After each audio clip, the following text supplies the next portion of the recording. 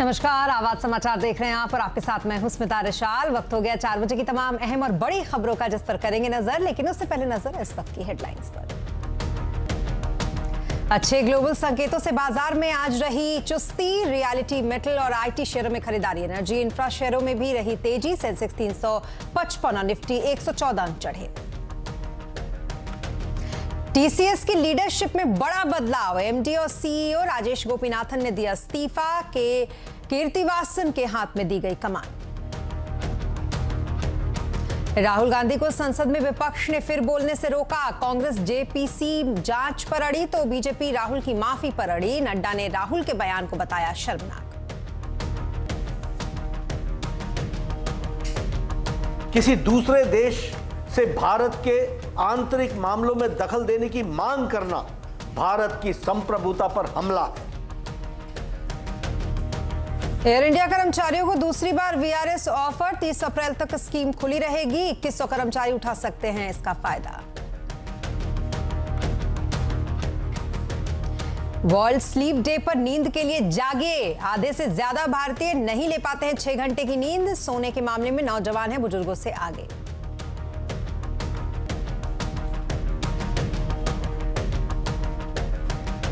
और बुलेटिन में सबसे पहले बात करेंगे देश की सबसे बड़ी आईटी कंपनी टीसीएस की, जहां बॉस बदल गया है। देश की सबसे बड़ी आईटी कंपनी टीसीएस की लीडरशिप बदल चुकी है। पिछले 6 साल से टीसीएस के एमडी और सीईओ रहे राजेश गोपीनाथन ने अपना इस्तीफा दे दिया। गोपीनाथन की जगह अब कंपनी ने के कीर्तिवासन को कमान सौंपी है। हालांकि गोपीनाथन 15 सितंबर तक कंपनी के साथ काम करते रहेंगे ताकि लीडरशिप का हैंडओवर जो है वो अच्छी तरीके से हो सके। अब जाहिर सी बात है, टीसीएस से गोपीनाथन का यूं अचानक से इस्तीफा देना सबको चौंकाने वाला है। अपने इस्तीफे के बाद सीएनबीसी आवाज से बातचीत में उन्होंने कहा कि जिस दिन मन ऊब जाए उसी दिन बड़ा फैसला ले लेना चाहिए। हमारी सहयोगी हर्षदा सामंत ने उससे खास बातचीत की, आप भी सुने। हर्षदा, ऐसा है कि विचार तो कई आगे ऊपर नीचे चलते रहते हैं, पर उसके बारे में ज्यादा गौर नहीं किया था और ज्यादा सोचा भी नहीं था। पिछले 1-2 महीनों में आपसे पिछली बार भी मेरी बात हुई थी कि 10 साल हो गए और आगे भी चलने का है। काफ़ी टाइम बचा हुआ है, तो करना क्या, यही करना है कि और कुछ करना है। बट एक बात पे मैं बहुत ही दृढ़ निश्चय था कि जिस दिन मन ऊब जाए उसी दिन निकल जाने का है।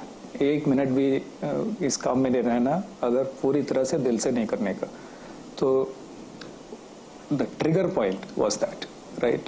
The moment that seed comes into your heart, you got to step out. I think I owe it to TCS, all of us owe it to TCS, that this seat was given in trust, and I respect the seat, and it is something that I don't take lightly, and this is not the seat to sit and think about my future plans. This is the seat to sit about and think about TCS's future. And the moment my future starts becoming part of the thinking process, I think it is appropriate that I step away and put somebody else here. And that's where it is. So it has been an absolute pleasure.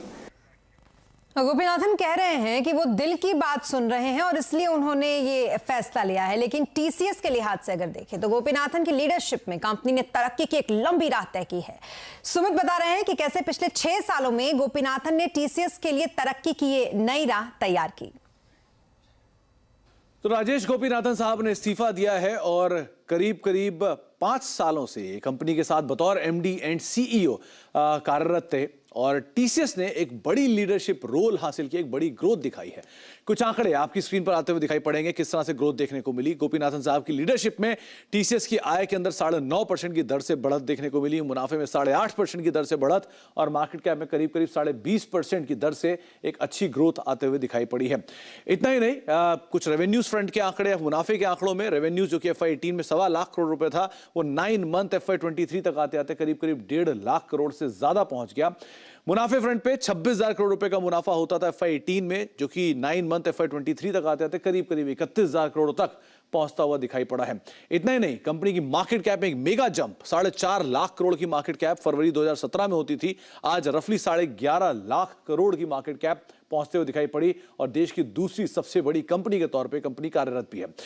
करीब 15 लाख करोड़ की एक record market cap TCS ने इन्हीं की leadership के अंदर hit भी किया। और इतना ही नहीं, कंपनी ने करीब 4 बायबैक और 1 बोनस का भी ऐलान किया। वो 4 बायबैक आपकी स्क्रीन पर आते हुए दिखाई पड़ेंगे, जहां पर फरवरी 2017 में 16,000 करोड़, 2018 में 16,000 करोड़, 2020 में 16,000 करोड़ और करीब 2022 में 18,000 करोड़ का एक मेगा बायबैक कंपनी ने रिसेंटली अनाउंस भी किया। इन आंकड़ों के अलावा कुछ और आंकड़े, जहां पे कंपनी के स्टॉक प्राइस की परफॉर्मेंस, 1250 रुपए का स्टॉक प्राइस जो कि आज 3200 रुपए पहुंचता हुआ दिखाई पड़ा, यानी कि 150% का जंप कंपनी के स्टॉक प्राइस के अंदर इनकी ड्यूरेशन के, इनके कार्यकाल के अंदर आता हुआ दिखाई पड़ा।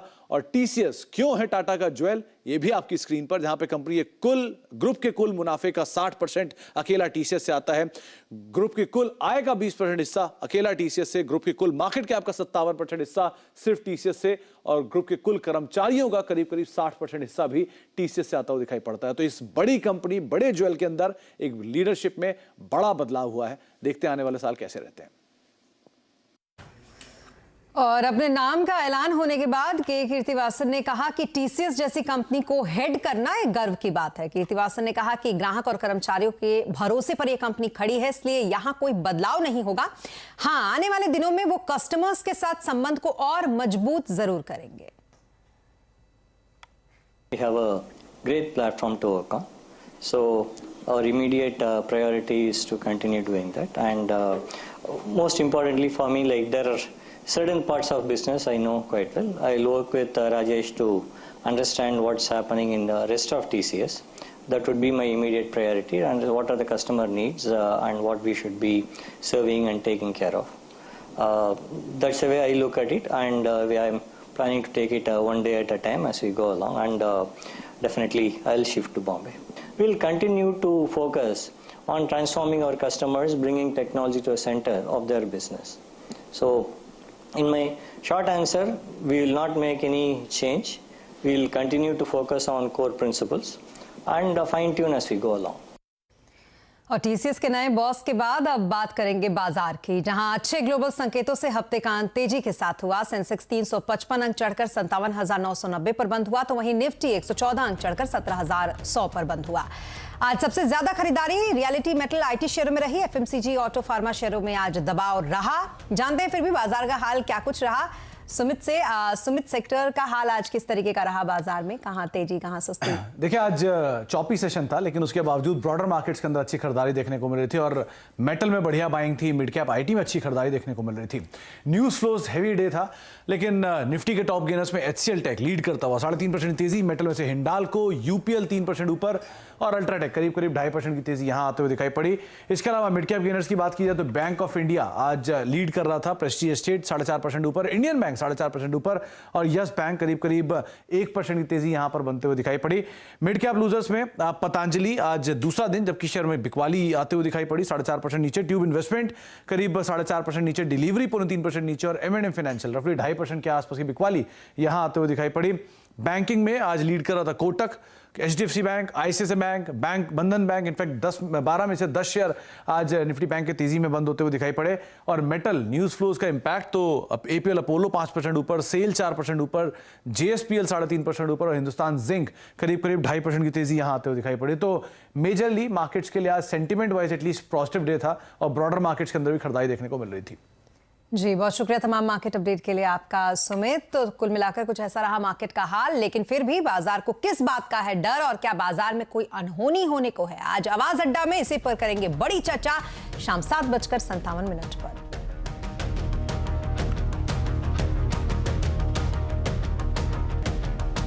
और अब बात पार्लियामेंट की, जहां विदेश में राहुल गांधी के बयान और मोदी अदानी के रिश्ते पर हंगामे के बीच 5 दिन से संसद लगातार ठप रहा। आज भी राहुल गांधी सदन में बोल नहीं पाए। सरकार और विपक्ष में आर पार चलते दोनों ही सदन सोमवार तक के लिए स्थगित कर दिए गए। आज राहुल गांधी जैसे ही सदन में आए और बोलने की कोशिश की, सत्ता पक्ष यानी कि बीजेपी ने उनके खिलाफ हंगामा शुरू कर दिया और आखिरकार राहुल गांधी नहीं बोल पाए। बीजेपी राहुल गांधी की माफी पर पर अड़ी रही और कांग्रेस कहती रही कि राहुल गांधी को बोलने दिया जाए, अदानी मामले की जेपीसी जांच कराई जाए। क्या लोकसभा, क्या राज्यसभा, दोनों ही जगहों पर यही सूरत हाल आज रहा। सदन ठप होने के बाद कांग्रेस के नेता संसद परिसर में गांधी मूर्ति के पास धरने पर बैठ गए। एक बार फिर कांग्रेस अध्यक्ष मल्लिकार्जुन खड़गे ने सरकार पर सदन को ना चलने देने का आरोप लगाया, तो दूसरी तरफ बीजेपी अध्यक्ष जेपी नड्डा ने एक बार फिर राहुल के लंदन वाले बयान को शर्मनाक बताया। जनता द्वारा बार बार नकार दिए जाने के बाद अब राहुल गांधी इस देश विरोधी टूल किट का परमानेंट हिस्सा बन गए। राहुल गांधी विदेशी धरती पर देश का अपमान कर रहे हैं, सदन का अपमान कर रहे हैं, देश की पूर्ण बहुमत से चुनी हुई सरकार का अपमान कर रहे हैं और देश के 130 करोड़ जनता का अपमान कर रहे हैं। ये देशद्रोहियों के हाथों को मजबूत करना नहीं है तो और क्या है। राहुल गांधी जी, आपने विदेश की धरती पर कहा कि भारत में लोकतंत्र खत्म हो गया है और यूरोप और अमेरिका इसमें दखल देना चाहिए। इससे शर्मनाक बात क्या हो सकती है। किसी दूसरे देश से भारत के आंतरिक मामलों में दखल देने की मांग करना भारत की संप्रभुता पर हमला है। देखो, हमारा एक ही मकसद है कि पार्लियामेंट में ये अदानी के मसले पे चर्चा हो, जेपीसी कायम करे और जेपीसी में जो भी सत्यता निकलेगी उसको तो सभी स्वीकार करेंगे। इसीलिए हम चाहेंगे कि जेपीसी के गठन हो और हम उसी के ऊपर कल भी प्रोटेस्ट किए, आज भी कर रहे हैं। गवर्नमेंट खुद ब खुद होके हाउस को बंद करना चाहती है। हाउस अभी प्रारंभ भी नहीं होता, सरकार के मंत्री, सरकार के एमपी, बीजेपी के एमपी उठ के खड़े होके हंगामा शुरू कर रहे हैं। इसका मतलब यही है कि खुद ही पार्लियामेंट डेमोक्रेटिक प्रोसेस को खत्म करने की कोशिश वो कर रहे हैं। जी हां, तो कुल मिलाकर जो दोनों ही सदनों की कार्रवाई थी उसको स्थगित कर दिया गया है। हंगामा कुछ इस कदर बरपा और हमारे साथ इस पर ज्यादा जानकारी के लिए पल्लवी जी जुड़ चुकी हैं। पल्लवी जी, संसद का ये हफ्ता तो हंगामे की भेंट चढ़ चुका है, अब आगे क्या होगा? बीजेपी और कांग्रेस कोई भी नरम पड़ने को तैयार तो नहीं दिख रहा है। अगले हफ्ते क्या कुछ हो सकता है? बीजेपी का कहना है कि हमारे पास प्रूफ है, एविडेंस है कि राहुल गांधी विदेश में जाके देश की बुराई भी की है। इसके अलावा उन्होंने बाकी जो देश है, थर्ड पार्टी देश जिसकी बात करते हैं, उनके इंटरवेंशन की बात की है। यानी कि उन्होंने अमेरिका, यूरोप के कुछ देशों से ये सवाल पूछा है कि जब आप देखते हैं कि यहाँ प्रजातंत्र या डेमोक्रेसी की हत्या हो रही है तब आप चुप क्यों हैं। और इसी मुद्दे पर बीजेपी ने कहा है कि अगर राहुल गांधी माफी नहीं मांगते हैं तब हम उनको सस्पेंड करने की प्रक्रिया शुरू करना चाहते हैं। वो कैसे होगा, उनका कहना ये है, और जब वो स्पीकर के पास गए थे उनका कहना ये था कि आप एक कमेटी का एक गठन कीजिए, वो कमेटी इस बात की जांच करेगी और जांच के फाइंडिंग्स के बाद उनको सस्पेंड किया जाए, यानी कि एमपी ना रहे राहुल गांधी अगले जो पूरा ये टर्म हो लोकसभा का। अगर मैं कांग्रेस की बात करूं, कांग्रेस का कहना यह है कि एक तो हम माफी मांगेंगे नहीं, राहुल गांधी अपना पक्ष रखेंगे और ऐसे में राहुल गांधी को अगर फिर भी सस्पेंड किया जाता है तो इस मौके का फायदा हम उठाएंगे, एक सिंपैथी जनरेट करने की कोशिश करेंगे। मूड एकदम कड़ा है दोनों के साइड पे। बीजेपी का कहना यह है कि सस्पेंशन ही काफी नहीं, एक प्रिविलेज नोटिस भी उनके खिलाफ मूव किया जाएगा जहां पे उन्होंने देश की हित के खिलाफ बात की है, यानी कि सेडेशन की बात की है। वहां राज्यसभा में कांग्रेस ने एक प्रिविलेज नोटिस प्रधानमंत्री के खिलाफ भी लाया है कि उन्होंने नेहरू गांधी परिवार यानी कि गांधी परिवार के सदस्य सोनिया गांधी और राहुल गांधी को बदनाम करने की कोशिश की है। तो ऐसे में ये साफ हो जाता है कि बहुत कुछ अब इस बात पर निर्भर होगा कि क्या राहुल गांधी बोलते हैं और अगर वो बोलते हैं क्या वो माफी मांगते हैं कि नहीं। जी, बहुत शुक्रिया तमाम डिटेल्स के लिए आपका पल्लवी जी। तो कुल मिलाकर बात वहीं की वहीं अटकी है। और अब बात एयर इंडिया की, जिसने अपने कर्मचारियों को दूसरी बार वीआरएस का ऑफर दिया है। योग्य कर्मचारी 30 अप्रैल तक वीआरएस ऑफर ले पाएंगे। इस खबर पर ज्यादा डिटेल के लिए हमारे साथ हैं रोहन सिंह। रोहन, क्या कुछ डिटेल्स हैं आपके पास वीआरएस ऑफर को लेकर? जी, जैसा कि आपने बताया कि दूसरी बार होगा कि एयर इंडिया की तरफ से अपने कर्मचारियों के लिए वॉलंटरी रिटायरमेंट की स्कीम आई है। पिछले साल जनवरी में टाटाज ने टेक ओवर किया था, फिर जून में पहली बार स्कीम आई थी, जिसके लिए जो एलिजिबल थे 4200 के करीब कर्मचारी एलिजिबल थे। हम आपको बता दें कि 11,000 कर्मचारी हैं टोटल एयर इंडिया में। पिछली बार सिर्फ 1500 लोगों ने अप्लाई किया था। फिर से एक स्कीम लेके आई है एयर इंडिया अपने कर्मचारियों के लिए, और ये तत्काल प्रभाव से शुरू हो रही है अभी। और इसके लिए जो एलिजिबिलिटी है वो है ऐसे कर्मचारी जिन्होंने कि 40 साल की उम्र को पूरा कर लिया है, जो कि जनरल परमानेंट कार्डर में आते हैं, जो कि 5 साल तक जिन्होंने लगातार सेवा दी है, और साथ ही ऐसे कर्मचारी भी जो कि क्लरिकल स्टाफ हैं या फिर जो कि नॉन स्किल स्टाफ हैं। ये सारे लोग एलिजिबल होंगे इस स्कीम के लिए। अभी से लेकर जो 30 अप्रैल तक जो है वो एलिजिबिलिटी का टाइम रखा गया है, लोग अप्लाई कर सकते हैं।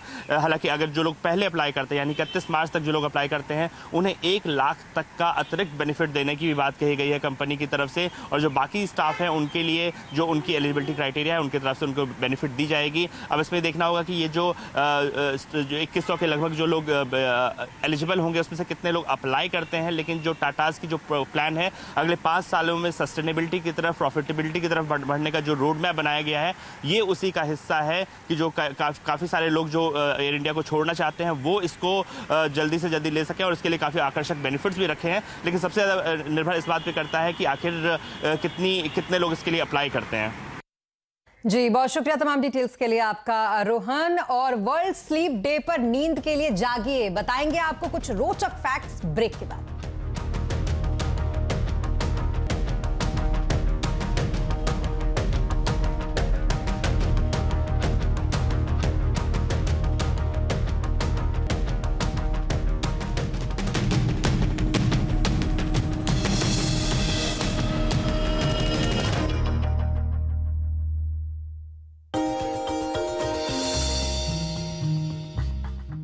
डू यू नो में आज हम बातचीत करने वाले हैं देश की one of the largest commercial vehicle manufacturer M&M के बारे में, महिंद्रा एंड महिंद्रा। दरअसल इसकी शुरुआत जो हुई थी वो JC, KC और गुलाम मोहम्मद साहब की तरफ से शुरुआत की गई थी। तो इस कंपनी का नाम था महिंद्रा एंड मोहम्मद। शुरुआत में तो एक स्टील कंपनी के तौर पर इसकी शुरुआत हुई थी, लेकिन धीरे धीरे जब पार्टीशन हुआ तो गुलाम मोहम्मद साहब इस कंपनी से बाहर गए और वो पाकिस्तान के पहले वित्त मंत्री के तौर पर शुमार हुए। और फिर JC, KC की तरफ से इस कंपनी को फर्दर कैरी फॉरवर्ड किया गया और इसका नाम भी बदलकर महिंद्रा एंड महिंद्रा किया गया। बहुत गौरतलब बात यह भी है कि सन 2000 में भारत को जब पहली SUV मिली थी तो महिंद्रा एंड महिंद्रा की तरफ से ही आई थी। स्कॉर्पियो उसका नाम था। और एक और बहुत ही इंटरेस्टिंग फैक्ट यह है कि महिंद्रा एंड महिंद्रा अपना एक खुद का म्यूजियम भी चलाता है, जिसको वो आम तौर पे म्यूजियम ऑफ लिविंग हिस्ट्री के तौर पे जाना जाता है। वहाँ पर कई सारे पुराने ऑटोमोबाइल से रिलेटेड या महिंद्रा की हिस्ट्री से रिलेटेड इंटरेस्टिंग चीज़ें भी आपको वहाँ पे मिलेंगी। तो ऐसे कई सारे फैक्ट M&M से रिलेटेड हैं। ऐसे ही कुछ और फैक्ट लेकर हम आगे भी आते रहेंगे।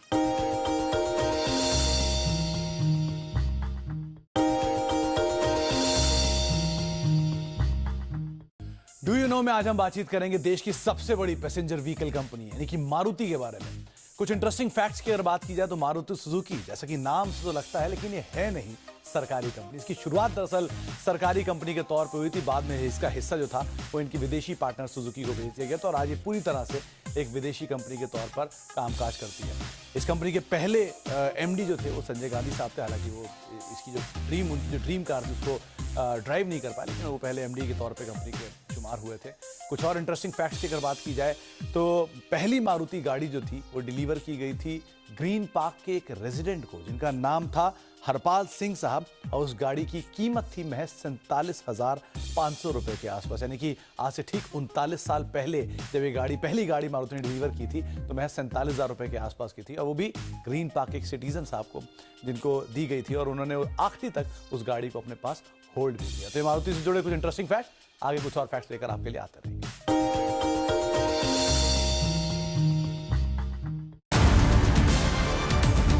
CNBC आवाज है बजट का असली डेस्टिनेशन। CNBC आवाज की बजट मेगा कवरेज का YouTube पर दबदबा। बजट के दिन YouTube पर मिले अपने कॉम्पिटिटर्स से 169% ज्यादा व्यूज। बजट के दौरान मिले आपके बेशुमार प्यार और विश्वास के लिए बहुत बहुत शुक्रिया। देखते रहिए CNBC आवाज, आपके मुनाफे की बात।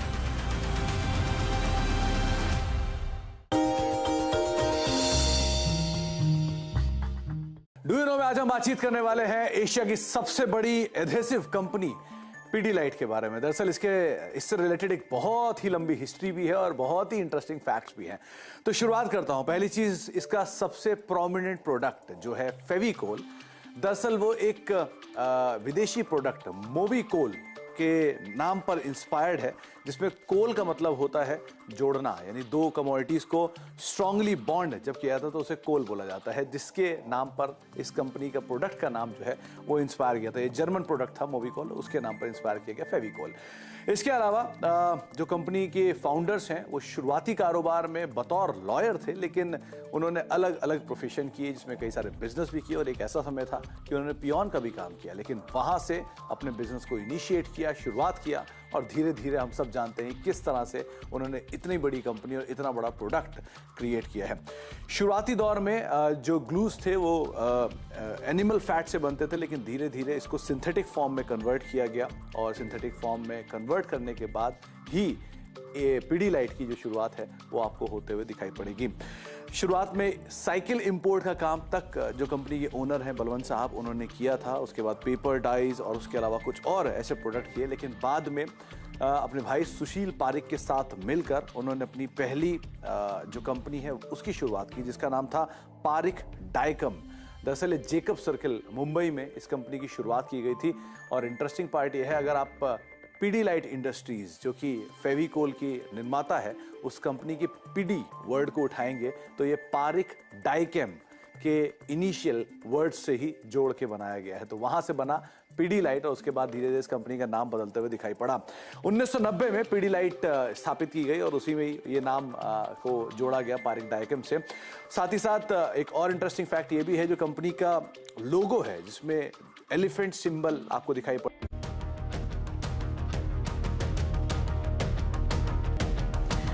और ब्रेक के बाद एक बार फिर आपका स्वागत है और अब बात करेंगे हम वर्ल्ड स्लीप डे की, जो कि आज है। नींद को लेकर जागने का दिन है आज और ये खबर है कि भारत में आधे से ज्यादा लोग ऐसे हैं जो लगातार 6 घंटे की नींद भी नहीं लेते हैं।